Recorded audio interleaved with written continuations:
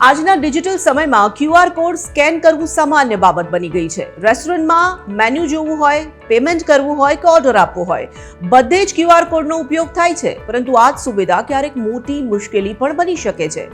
પુણેમાં એક મહિલાની સાથે એવી જ ચોંકાવનારી ઘટના બની છે, જેના પછી ક્યુઆર કોડની પ્રાઇવસી અને સુરક્ષા પર ગંભીર સવાલો ઊભા થયા છે। રિપોર્ટ મુજબ મહિલા પુણેના એફસી રોડ પર આવેલા એક રેસ્ટોરન્ટમાં જમવા ગઈ હતી। ત્યાં ડિજિટલ મેન્યુ જોવા માટે તેમણે ટેબલ પર મૂકેલો ક્યુઆર કોડ સ્કેન કર્યો, પરંતુ એ જ રાતથી તેમના ફોન પર અજાણ્યા નંબર પરથી અશ્લીલ મેસેજ આવવા લાગ્યા। તપાસ કરતા ખબર પડી કે મેસેજ મોકલનાર એ જ રેસ્ટોરન્ટનો વેઇટર હતો। મહિલાનો દાવો છે કે તેમનો મોબાઈલ નંબર ડિજિટલ મેન્યુ સિસ્ટમમાંથી લીક થયો હતો।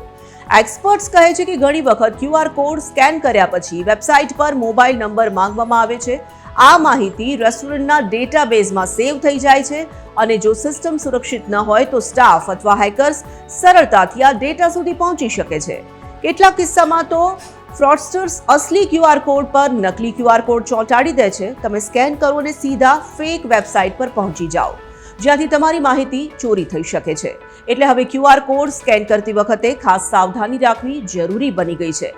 રેસ્ટોરન્ટમાં શક્ય હોય તો ડિજિટલ મેન્યુની જગ્યાએ પેપર મેન્યુ માંગો। બિનજરૂરી જગ્યાએ મોબાઈલ નંબર આપવાનું ટાળો અને જો કોઈ સાઇટ, કેમેરા, કોન્ટેક્ટ્સ કે લોકેશનની પરમિશન માંગે તો તરત જ એલર્ટ થઈ જાઓ।